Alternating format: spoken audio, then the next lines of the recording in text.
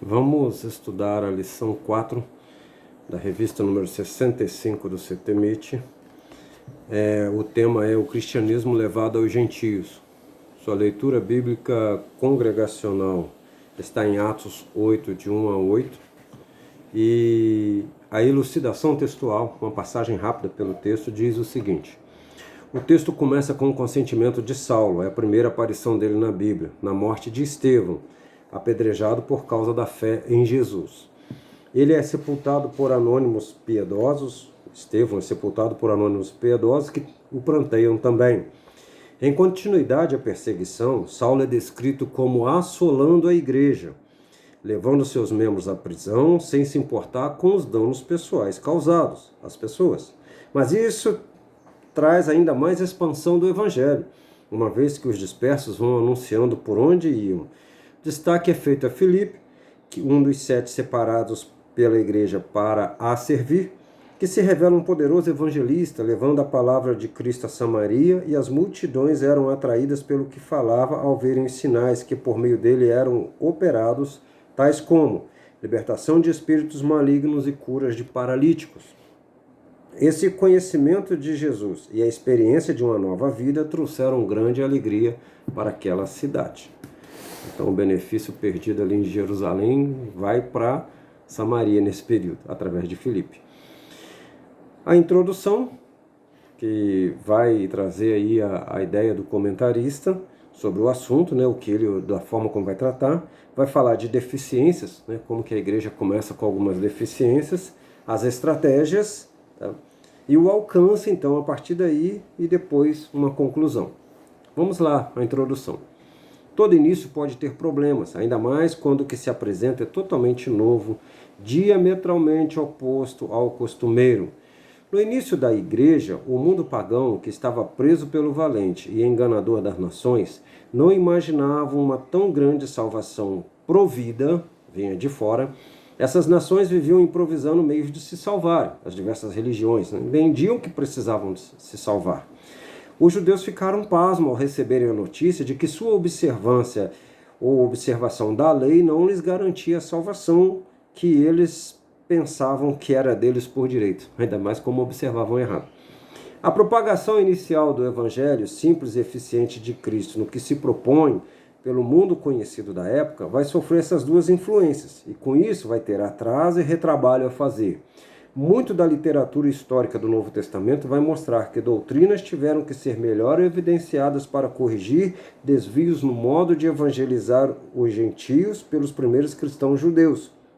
Ainda que esses desvios não tenham sido maldosos, apenas modos de interpretar um novo acontecimento, que é a igreja, ou a revelação de um mistério que estava oculto. Um mistério é algo que já existia, mas que ainda não estava revelado. Existia na mente de Deus, na presciência de Deus, mas que ainda não estava revelado aos homens. Então Deus revela agora o mistério que é a igreja. E aqui é bom a gente entender sobre retrabalho, correção de desvios. A igreja não corrige desvios para fazer uma adaptação ao mundo. Ela faz correção para entender a doutrina e para corrigir o modo dessa doutrina ser ensinada. Um exemplo é a circuncisão, nós vamos ver aí adiante. Vamos lá, primeiro ponto, deficiências. Devido não ter sido feito um projeto missionário no início da evangelização dos gentios, nem ter sido preparado um código unificado de doutrinas a respeito da igreja de Jesus, na largada ali, algumas dificuldades foram encontradas e corrigidas pelos apóstolos, para exemplo da igreja hoje, sobre como expandir a pregação da palavra. Apesar da novidade que é o evangelho em alguns lugares, não se deve diminuir o conhecimento da doutrina sobre como se entra nessa graça, nem as responsabilidades dos agraciados e as experiências espirituais que a acompanham como uma ferramenta para o labor e um adorno para a vida de igreja expectante.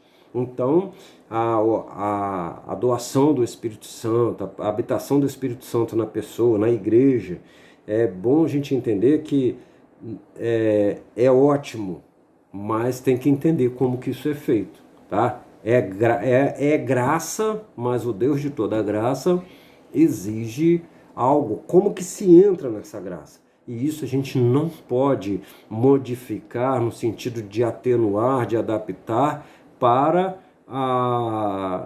os povos do mundo todo. Nós não fazemos atualizações. O modo é um só, ok? Apesar da alegria com a chegada, pregação e demonstração de milagres em nome de Jesus por Filipe, é escrito que sobre nenhum deles havia descido o Espírito Santo. Pedro e João vão para lá, oram e impõem as mãos sobre eles, e então eles recebem o Espírito Santo. Atos 8, 14 e 17. Motivo de discussão é o fato de o texto dar a entender que haviam conversões a Jesus. O Espírito já havia sido dado aos crentes, havia descido, para a atual dispensação era no cenáculo lá em Jerusalém. Sinais eram dados, dons do Espírito, até ali no local, em Samaria, e não havia a doutrina da oração específica em posição de mãos para que recebessem o mesmo dom, como se uma pessoa orasse pela outra para receber. Todos estavam orando ao Senhor e agora eles recebem.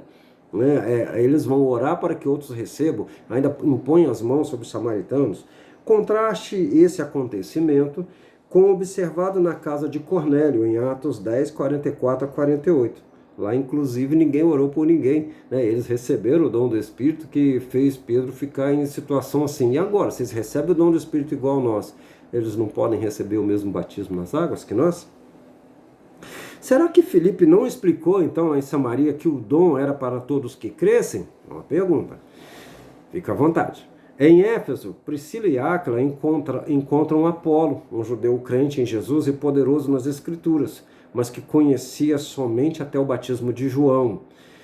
Fizeram uma atualização entre aspas, no conhecimento dele, e ele passa a pregar que Jesus é o Messias esperado por tantos séculos. Isso está em Atos 18, do 24 ao 28.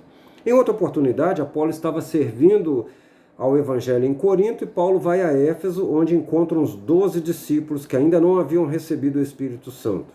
Perguntados sobre qual batismo haviam recebido, responderam que foram batizados no batismo de João.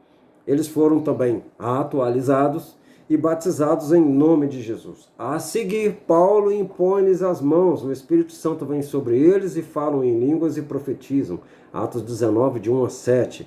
Nesses dois casos, houve desinformação que Deus pode ter usado para mostrar a cronologia da revelação divina, ou seja, o supra-histórico, que está acima da história, sendo revelado na história, o sobrenatural movendo o mundo natural. Agora observa que agora é Paulo que vai impor a mão sobre os Efésios, um tempo depois, claro, do que aconteceu em Samaria. Então você observa que a igreja está aprendendo o modo como Deus está fazendo. E o Espírito Santo é que vai testificar com os apóstolos, com a igreja ali no início, de forma que nós temos o corpo de doutrina que temos hoje. Sem exageros, mas andando conforme nós aprendemos com os primeiros cristãos. Número 2, estratégias. Para alcançar o mundo gentílico com o Evangelho de Cristo, além dos esforços missionários através de viagens, pregações nas sinagogas espalhadas pelo mundo e nos lugares de concentração de pessoas, como no Areópago, na escola em Atos 19, 9, na beira de rio, como em Filipos, etc. Outras estratégias foram elaboradas com o tempo. Pode-se dizer que nem todas foram preparadas com antecedência, com uma visão de futuro baseada na capacidade humana. Algumas surgiram como fruto da lida em missões, e algumas foram reveladas por Deus diretamente aos encarregados, a quem estava pregando naquele tempo. Eles eram encarregados de disseminar a mensagem da salvação. Com o tempo eles foram aprendendo. Vamos ver aqui. É isso que vai ser explicado aqui ainda dentro desse ponto. Das situações que poderíamos chamar de ação humana na evangelização dos gentios, podemos citar a ida de Filipe, fugindo da perseguição em Jerusalém para Samaria, a fundação da igreja de Antioquia da Síria pelos dispersos por causa da perseguição após a morte de Estevão e sua consolidação, Atos 11, 19 a 26, a consolidação da igreja de Antioquia da Síria, A separação de Paulo e Barnabé sem perderem a intenção de missionar aos gentios, eles vão se desentender por um assunto da própria missão, mas não querem deixar de missionar. Não concordo com você, eu vou para cá, mas acredito que os irmãos nem ficaram de mal um com o outro. Isso está em Atos 15, do 36 ao 41. Não podemos afirmar que tudo o que foi feito foi o mais certo, pois não entendemos detalhes dos bastidores espirituais dessas decisões. Mas Deus continuou impulsionando a tarefa missionária ao mundo todo, tá? É Deus que impulsiona a tarefa. É bom a gente prestar atenção se nós estamos agindo segundo a vontade de Deus, segundo as doutrinas bíblicas, até no modo de lidar uns com os outros, né? Porque Deus vai impulsionar a tarefa. E é triste a gente pensar que alguém pode chegar um dia diante de Deus e Deus falar assim, eu não te conheço. Ele fala, mas eu fiz tanto. Isso aqui parece que tem certas coisas que é humano.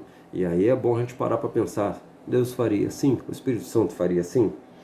Como atuação somente divina concedendo estratégia, seja direcionando geograficamente ou concedendo informação sobre como proceder para atingir o objetivo, o escritor de Atos afirma que Filipe, após todo o sucesso em Samaria, é convocado pelo anjo do Senhor para ir a um caminho deserto pregar a uma pessoa. Isso está em Atos 8, 26 a 38. Sendo logo após arrebatado pelo Espírito do Senhor para outras regiões, anunciando o Evangelho até chegar a Cesareia, versículos 39 e 40, de Atos 8. Pedro recebeu uma visão que lhe fez entender que era para ir e pregar na casa do centurião Cornélio, um militar romano de serviço em Cesareia, Atos 10, do 10 ao 23. Paulo, com os que estavam na segunda viagem missionária, foram impedidos pelo Espírito Santo de anunciar a palavra na Ásia e Bitínia, Atos 16, 6 a 7. No caso da Grécia e Macedônia, o mesmo escritor afirma que Paulo teve uma visão em que um homem pedia que ele fosse para a Macedônia e os ajudasse, versículo 9, de Atos 16. Já na prisão em Jerusalém, Paulo tem a confirmação direta do Senhor, uma visão noturna, de que haveria de testificar dele em Roma, Atos 23, 11. Ou seja, Deus usaria a força do império para conduzir deslocamento, viagem, Paulo e para o proteger das armadilhas que os judeus em todo o mundo faziam contra os cristãos naquela época. Sob a custódia do governo de Roma, nenhuma perseguição religiosa teria efeito contra ele. Então você observa que nós vimos nesses últimos 2 parágrafos coisas que nós poderíamos chamar de humanas, como a fuga de uma perseguição e se estabelecer em outra cidade e pregar lá, a separação de Paulo e Barnabé, o desentendimento por causa de João Marcos, enfim, a gente pode dizer que isso é coisa humana, né? Será que isso estaria certo? Não, eu quero ir, mas não vou com fulano porque não vai dar certo, como se nós estivéssemos fazendo uma escalação de um time, né? Na verdade, não era pela força desse ou daquele que a obra ia ser feita, na verdade era pela ação do Espírito, né? Então, é difícil dizer sobre os bastidores espirituais, o que estava acontecendo que esses homens agiram assim. Mas nos outros casos, nós observamos aí, né, Filipe sendo levado para um outro lugar e sendo o Espírito Santo que fala com ele, né, o anjo do Senhor fala com ele, quer dizer, depois o Espírito do Senhor leva ele para evangelizar em outros lugares. Pedro é propiciado a Cornélio por uma visão. E também Cornélio tem uma visão onde ele manda chamar Pedro. Então quando aqueles homens chegam, Pedro já sabe que tem que ir, né, porque Deus falou, Deus agiu. Paulo também não pôde ir pregar na Ásia e na Bitínia, porque ele disse que foi impedido pelo Espírito do Senhor. Olha quanta coisa. Então nós observamos que isso aí é Deus agindo. Paulo está numa prisão e o Senhor fala, ô Paulo, está tudo ruim, o mundo está caindo ao seu redor, sobre a sua cabeça, né? Mas você vai pregar em Roma, você vai falar do meu amor lá em Roma. E propiciou salvo-conduto, né? Que ele foi guardado pelo Império Romano para ir falar com o imperador não tinha nada contra ele, enquanto isso ninguém podia botar a mão nele, porque ele era um cidadão romano e estava sob custódia da prisão romana, pode-se dizer assim. Então eles tinham que manter ele vivo, digamos assim, até ele chegar no dia do julgamento dele. Enquanto isso ele foi pregando. Ele viajou de graça e ainda foi protegido dos judeus, que a maior ameaça, pode-se dizer que naqueles dias, eram os judeus que achavam que alguém estava colocando outra pessoa no lugar do Messias esperado. Infelizmente isso aconteceu e eles se tornaram ferrenhos inimigos da cruz de Cristo. Era uma interpretação errada deles do fenômeno que estava acontecendo. Por eles já terem o hábito de interpretar errado a lei de Moisés, por eles interpretarem errado aquilo que Deus sempre fez, o chamado de Deus, tudo que Deus estava fazendo na vida deles, eles interpretaram errado a chegada do Messias também. Ok? Vamos lá, ponto 3, o alcance. Um momento. Não queiram mal aos judeus, tá? Não queiram mal aos judeus. Tá? Aí é só você olhar lá a verdade teológica e vai ver que Deus usou isso aí também para benefício nosso. Então vamos lá. Assim como Deus usou algumas coisas de erro da igreja para o benefício do restante, assim também tem erros aí que Deus usou para o nosso benefício. Então não faça isso. Ponto 3, alcance. Todo esse trabalho divino, usando os seres humanos salvos para anunciar a salvação ao mundo gentílico, obteve alcance. Já se pode inferir que, desde o início, através dos salvos no dia da inauguração da Era do Espírito Santo, em Jerusalém, muitos foram alcançados em várias partes do mundo gentílico, como efeito resultante daquele dia, por serem seus participantes de outras regiões, Atos 1, de 5 a 11, e consequentemente testemunharam quando voltaram para casa. A igreja em Roma é um exemplo onde seu fundador não é citado, podendo ter sido assim fundado. Então, muitas pessoas ouviram a mensagem no dia da descida do Espírito Santo, no dia de Pentecostes, lá em Jerusalém, e muitos saíram pregando aquilo que vivenciaram ali, né? O novo de Deus, a nova revelação de Deus, né? Do mistério que estava oculto e que foi revelado. Não era a estratégia humana que garantiu o alcance, mas o poder do Espírito de Deus, conforme prometido por Jesus. Isso está em Atos 1:8. O modo como o Evangelho nasce, contraditório a religiões e pensamentos milenares, em fraqueza, sem recursos humanos e baseado na morte de seu líder, chamado de loucura e escândalo para os povos mais prominentes de seu tempo, 1 Coríntios 1:23, não era para ter o alcance que teve e tem. O Evangelho nasce de uma forma, humanamente falando, complicada. A única vantagem era estar ali em Jerusalém, que é o centro do mundo conhecido, centro geográfico, tá? Do mundo da época. Então, é complicado. Só isso que favoreceu o Evangelho, humanamente falando. Paulo afirma que o Evangelho crescia e frutificava em todo o mundo, Colossenses 1:6, e foi pregado a toda criatura debaixo do céu, versículo 23 de Colossenses 1. Afirmações um tanto complexas para a época, mas seus escritos mostram que ele era incansável e que gerava outros para continuar a mesma obra. Durante o seu trabalho de aproximadamente 3 anos, Atos 20:31, em Éfeso, ele usou do evangelismo em cidades maiores e enviar estes que preparava para evangelizar, para espalhar o evangelho pelas localidades menores. Daí poder afirmar que todos os habitantes da província da Ásia ouviram a palavra do Senhor, tanto judeus como gregos. Atos 19:10. Diz o apóstolo dos gentios que as coisas que lhe aconteceram, perseguição e prisões, causaram o avanço da pregação do evangelho e cita até a evangelização de toda a guarda pretoriana. Coitado dos soldados, né? Isso está em Filipenses 1:12-13. Que ele jamais poderia alcançar em condições normais, fazendo que o evangelho penetrasse nos quartéis e fortalezas, talvez até no palácio, centro do poder humano da época, e que muitos irmãos foram estimulados por sua perseverança, vendo seu trabalho pelo evangelho, apesar das algemas que lhe foram impostas, versículo 14. Então se observa que vai haver aí um alcance da igreja, tá? Ela está corrigindo várias coisas. Nós vimos também nas lições anteriores que eles corrigiram o fato de não ficar num lugar só. Nós vamos ver também que vai haver uma correção com relação a, a circuncisão, pensamentos da guarda cerimonial da lei de Moisés sendo transferidos para dentro do evangelho. Eles foram vendo que não era mais, aquilo era apenas sombra das coisas que agora já estavam reveladas, né? Então eram figuras, não tem mais porquê.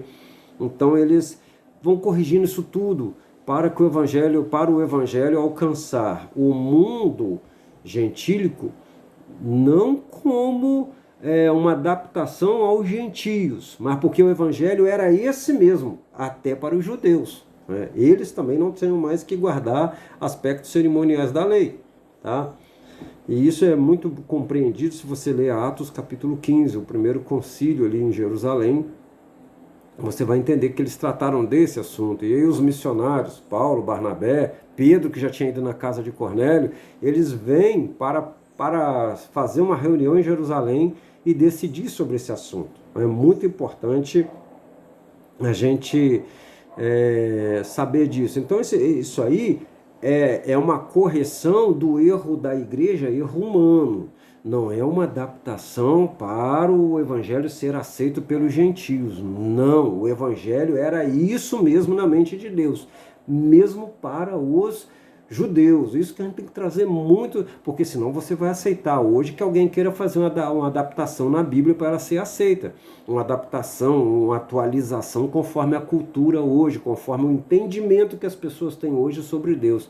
Isso é uma blasfêmia. Isso não pode acontecer. É impossível, tá? Então, tem muito cuidado com isso aí, tá? Indo para a conclusão. Antes da conclusão, eu estou sempre esquecendo de terminar o assunto. Nós podemos observar aqui que Paulo vai pregar para a guarda pretoriana. Para pensar, eu não sei qual era o turno dos soldados lá, 12 horas, 24 horas, e Paulo ali falando com eles. Paulo puxando o assunto. Mas vamos que ele tirasse serviço, ora na prisão, ora em outro lugar, ora no Senado, ou então lá no palácio do imperador. Você imagina que esse soldado evangelizado, soldados conversam entre si. Não tem como. Soldados conversam entre si. E também ele vai levar para sua casa. Acaba alguém contando um problema para o soldado, às vezes até um alto escalão do governo, e o soldado fala assim: eu sei quem pode te ajudar nisso. Já parou para pensar? Eu vou levar o seu assunto para ele então, que eu vou estar de serviço lá com ele. Gente, não tem limite para o evangelho andar, até porque ele é o poder de Deus e ele é solução para as agruras da alma humana. Então, ele vai alcançar, ele vai ser rejeitado, mas ele vai alcançar muita gente também, ok? E o importante é isso, esse alcance. Nós podemos não alcançar todas as pessoas do mundo, mas teremos o alcance, não alcançar e eles virem a Jesus, mas o alcance de falar, sim, até porque todos precisam, e Deus, ele é muito bondoso nisso, ele quer que todos o conheçam, né? Conclusão. O projeto divino de comunhão com o ser humano é universal e envolve a purificação dos pecados desse. Então Deus quer ter comunhão com o homem, mas primeiro tem que purificar os pecados do homem para que ele tenha comunhão com Deus. Não vai ser de qualquer jeito. Nunca foi restrito esse projeto a um povo por direito de nascimento biológico ou familiar. Esse mesmo Deus elabora a estratégia de plantar um povo escolhido. Isso é um ministério dado a um povo para fazer seus propósitos conhecidos de toda a humanidade numa área central, como nós já falamos, e de ligação terrestre de todo o mundo antigo. Período dessa forma de transmissão da boa notícia. Então, no passado, no tempo do Velho Testamento, ou seja, até Jesus vir, né, até o Espírito Santo descer, digamos assim, Israel era plantado numa região onde tinha interesse de Deus que todas as nações passassem por ali para conhecê-lo, conhecer a Deus, tá? Esse é um período, é um ministério dado a Israel, tá? Eles deveriam mostrar o Deus deles para todas as nações, como o caso que a gente gosta de falar, é Rainha de Sabá, quando vai a Jerusalém conhecer, através de Salomão, a grandeza do Deus de Israel. Da mesma forma, ao revelar Jesus como o Messias prometido, Deus o faz na mesma região geográfica para que o conhecimento salvífico pudesse ser propagado com mais eficiência. A gente costuma falar que ali houve uma globalização. Deus esparrama o evangelho para todo o globo através da onde seria mais barato fazer, mais fácil fazer. Muitas foram as deficiências humanas por parte dos primeiros cristãos no aprendizado da vontade divina, envolvendo toda a humanidade. Mas isso não impediu seu propósito de dar oportunidade de todos ouvirem uma vez a verdade eterna e as estratégias ou os direcionamentos provocados por Deus, seja usando meios naturais sociais ou revelações sobrenaturais, levaram o evangelho ao mundo todo, o espaço, o mundo todo, em todas as gerações, tempo e também a todas as pessoas. Os relatos missionários da Bíblia servem para nortear as novas gerações de cristãos em suas épocas de ministério, uma vez que a pregação não acaba por causa dos nascimentos e também para dar alento, estimular a fé no Deus de missões. Se houveram intervenções miraculosas no passado, o que nos leva a investir mais em recursos humanos, financeiros e intelectuais do que na busca do poder divino para a realização da tarefa? Todas as duas provisões são necessárias, mas a primeira, sendo priorizada, compromete a simplicidade do evangelho na mente dos ouvintes, mesmo que essa não seja a vontade dos pregadores. O que se deve buscar é o equilíbrio em poder divino e preparo humano para evangelizar, evitando quaisquer desequilíbrios. Um erro no campo missionário leva gerações para ser detectado e corrigido. Para evitar isso, Deus, em sua santa sabedoria, não mede as palavras para expor os erros dos seus profetas e apóstolos, assim como dos mais simples servos. Não faz isso para envergonhar, mas para acumular experiências que levam ao crescimento bem ajustado do corpo. Então o próprio Deus nos ajuda a prestar atenção que erros levam a prejuízos e que isso não fique só no aspecto teórico. Ele mostra o que aconteceu, né? Ele tem liberdade para fazer isso. Ele é o salvador de todas as pessoas, ele é o benfeitor e então ele não está fazendo nada errado com as pessoas, né? Os seus servos. Nós queremos entender aí, então, que há duas coisas muito importantes em missões. O preparo, inclusive financeiro, o estudo de situações, de locais, de culturas. O preparo teológico, tá? Tem que ser muito grande. Mas tudo isso deveria ser encarado como uma oração, como uma consagração. Porque é um trabalho que você está fazendo que não é um retorno financeiro que você vai ter. Não é um retorno em que você vai se engrandecer, mas é para que as pessoas tenham como conhecer o Deus Salvador. Então, e por outro lado, Deus é um Deus que faz milagres em missões. Até o dia de hoje a gente tem relatos de milagres em missões. Então as duas coisas devem andar juntas. As duas coisas com o mesmo peso. Eu devo preparar aquilo que a gente chama de humano, de físico, as coisas financeiras, os estudos, contando que isso não é suficiente. É necessário, porque mostra obediência, mostra submissão. Não tem como, irmãos, nós falarmos que nós somos submissos se nós não mostrarmos isso. Essa submissão ela tem que ser mostrada, ela tem que, é o caso de ofertas. Eu não sou avarento, mas você não oferta. Não adianta, você não consegue provar. Deus é o Deus do sobrenatural, mas é o do natural também. Deus é o Deus que se mostra no sobrenatural, mas ele se mostra no natural através dos seus filhos também. Então nós temos que ter todas as coisas ao mesmo tempo. Não tem como omitir. Tem uma corrente aí que está querendo um evangelho etéreo. Tudo é da mente, Deus está aqui dentro da minha cabeça, o meu coração, mas os atos não condizem com o que está escrito na Bíblia, com as experiências da igreja, com o seu Deus, até com as experiências de Israel com o seu Deus. É só você olhar lá o livro dos Salmos, tem muita gente que não se enquadra ali. Não é à toa que o salmista diz que o ímpio não permanece na congregação dos justos. Ele fala, ele parece que ele é justo, mas ele não é. Então, nós temos que ter muito carinho com isso aí, no sentido da execução. Colocar diante de Deus. Deus é um Deus de missões, Deus trabalhou com a igreja, Deus sacramentou as histórias na Bíblia como revelação para o tempo e cuidou para que não se perdessem. Então, muita coisa que está na Bíblia, ali no livro de Atos, nós não devemos praticar. Por exemplo, vou brigar com outro missionário porque eu não quero que leve um terceiro. Eu não quero.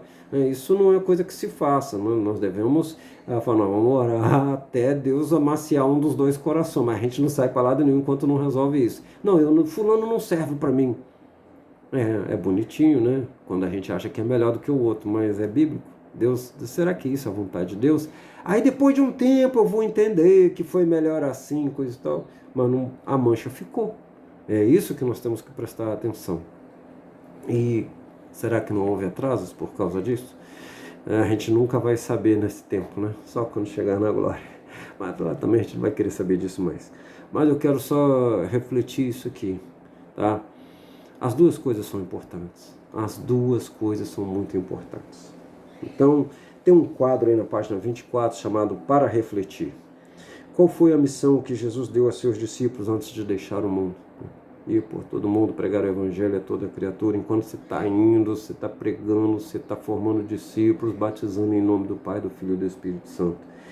Discípulos de Jesus, tá? Não é seu não. Por que foi importante que eles recebessem o Espírito Santo? Porque ele é o poder impulsionador do Evangelho. O Evangelho, ele é totalmente o outro, ele é contrário à filosofia humana. O homem quer ser Deus, o Evangelho mostra que ele não é Deus. Mas para que isso entre nessa mente lacrada pelo pecado, tem que ter um poder. E esse poder não é uma invasão, é uma graça que Deus dá para a pessoa chegar a ele. Como a igreja primitiva realizava a missão que Jesus mostrou aos seus discípulos? O poder do Espírito Santo. O poder do Espírito Santo. Errando, aprendendo, acertando. E os registros que foram deixados é para que a gente já tenha uma vantagem sobre eles, né? A gente não precisa de repetir os erros deles. O que nossa vida diz às pessoas sobre o que significa ser um discípulo? O que a nossa vida diz? Aí, essa questão é o número 4 desse quadro, e eu quero chamar muita atenção sobre isso aqui. A nossa vida calada, a nossa vida como chefe de família, como bom empregado, como um empresário honesto, como um político honesto, a nossa vida como uma boa mãe, dona de casa, bom filho. Qual é a nossa vida que a gente quer que motive as pessoas a ser um discípulo? Cuidado, que você vai acabar na mesma situação que algumas seitas, algumas heresias, que aliás, principalmente as seitas filosóficas. Porque vai falar que é para você ser uma boa pessoa, como por exemplo, aqui há um ditado que diz assim, conhece-te a ti mesmo, que o dia que o homem se conhecer como ser maravilhoso que ele só vai fazer o bem. Então ninguém se conhece, né? É muito complicado, nós estamos cada vez mais longe do que é ser humano. É só olhar o mundo ao seu redor. Então, e dentro das igrejas está se propagando uma ideia de que o meu exemplo fala. Tem alguém falando assim, prega o evangelho, se preciso use palavras. Mas Jesus devia andar quietinho na terra, porque quer mais evangelho que Jesus pregou? Ele não foi achado pecado nele, então era para todo mundo ser seguidor de Jesus mudo, todo mundo calado. Porque não precisava de usar palavras. O que Jesus mais fez em público foi usar palavras. Ele falou o tempo todo. Aliás, a revelação de Deus é chamado palavra. Por que agora a gente acha que não fala? E você já observou que é exatamente falando que os cristãos provocam? Então, uma estratégia de missões estava errada. Missões devia ser o eterno silêncio. Eu vou me mudar para uma aldeia e lá eu vou ter um exemplo, vou ser um exemplo de vida humano para que as pessoas entendam que há um Jesus por trás disso. Uai, está muito contrário ao que a Bíblia mostra. E a gente tem que tomar cuidado com isso, porque a ideia que parece ser muito boazinha de início, na verdade, ela vira um veneno, né? A diferença entre o veneno e o remédio é isso, é a dose, né? Na verdade, essa ideia, ela se torna um veneno, porque eu tenho que ter exemplo de cristão, sim, ser um exemplo de boas obras. Eu tenho que ser um humano perfeito, pode-se dizer assim, depois de cristão. Mas porque sou cristão. Mas eu nunca seria cristão se não fosse falado como ser um cristão. Só pelo exemplo? Ora, quantas pessoas tiveram bons exemplos nos seus lares e viraram os piores indivíduos, até socialmente falando. e foi pela pregação do evangelho que ele se converteu e viu que ele estava errado, ele começa a confessar seus pecados, se arrepende. Ora, me ajuda aí, não tem como você ser apenas uma pessoa que dá bons exemplos. E você já observou que isso é falado para a gente, mas as seitas falam, né, do que eles creem. Então nós temos que falar do que cremos. A Bíblia diz, crie, por isso falei.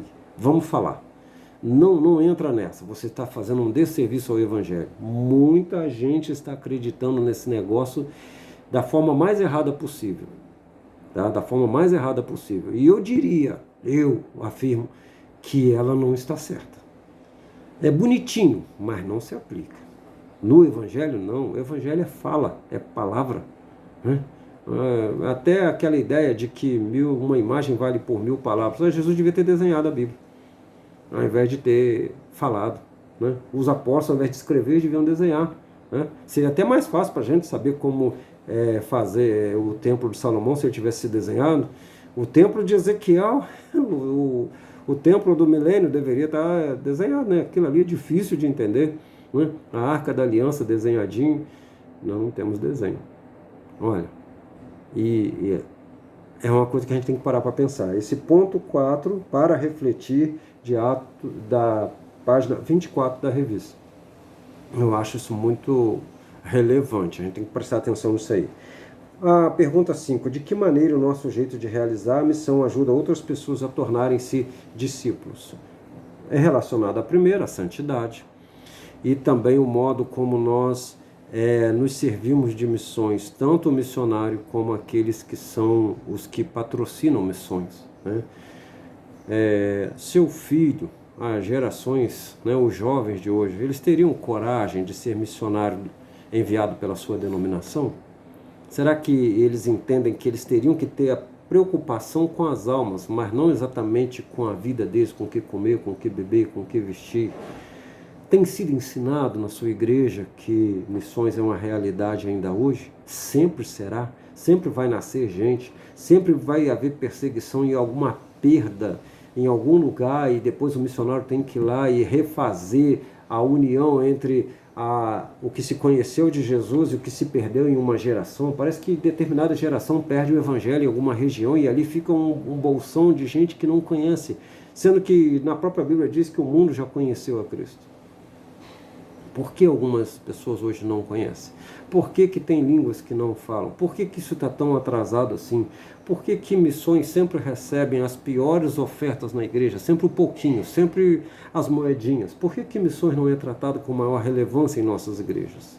Ou nas igrejas, né? Porque se todas elas fizessem isso com a relevância que pede, o mundo não estaria nesse desequilíbrio entre salvos e não salvos, né? E ainda que os não salvos fossem fortes para fazer coisas erradas e perseguir a igreja, mas a igreja estaria mais presente, não com força, mas ela estaria permeando a sociedade, ok?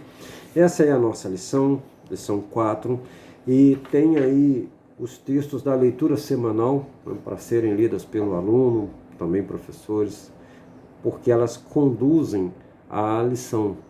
Não deixe de ler, de estudar esses textos, porque eles são muito importantes para o conhecimento da lição, para o aprofundamento da lição, para você observar o Deus que chama, o Deus que insere no seu povo, o Deus que mostrou aí erros de todo mundo, o Deus que exige aproximação, o Deus que não aceita ídolos, o Deus que não aceita o pensamento do homem a respeito dele, mas que ele próprio se revela. Que essa seja uma realidade entre nós, tá? Que você entenda que Deus usou coisas difíceis para ainda fazer o Evangelho propagar mais. Vamos usar tudo que Deus tem dado para a igreja, para o Evangelho ir ainda mais longe. Que não seja necessário que Deus hoje use coisas difíceis, em pleno século XXI, com tantos seminários, com tantos crentes estudando, com tanta história da igreja sendo ensinada, a gente tem que repetir os erros, vamos repetir os acertos, vamos andar nessa direção que interessa para Deus. Deus tem interesse na alma de todos os seres humanos e para isso ele usa a igreja, para isso ele designou alguns. Quem são esses alguns? Esses alguns são todos aqueles que ele salva. Todos aqueles que ele salva. Uma pessoa que é salva hoje, ele não entra para um depósito, muito pelo contrário, ele recebe uma nova vida e ele é lançado ao mundo de novo. A Bíblia diz: a uns Deus pôs na igreja, né? Primeiramente apóstolos e aí vai por aí diante. Eu entendo que a uns Deus deu de presente à humanidade, todos os salvos são dados à humanidade de presente. Então nós evangelizamos em torno de nossas casas e de nossas igrejas, na nossa cidade, trabalho, faculdade, escola, colégio, onde nós estivermos, comércio, mas nós enviamos missionários onde Jesus é pouco ou nada conhecido. Que essa seja a realidade. Lembre-se, o cristianismo foi levado aos gentios. Ele nasceu lá em Jerusalém. E Deus, por sua misericórdia, fez ele atravessar continentes, né, mares, e chegou no mundo todo. Ele não é nosso por um direito de propriedade, mas nós somos inseridos nessa graça. E Deus quer conceder graça ao restante do mundo, assim como concedeu a nós, nos dando os evangelistas que vieram até nós. Sejamos nós esses daqui por diante. Deus abençoe em nome de Cristo.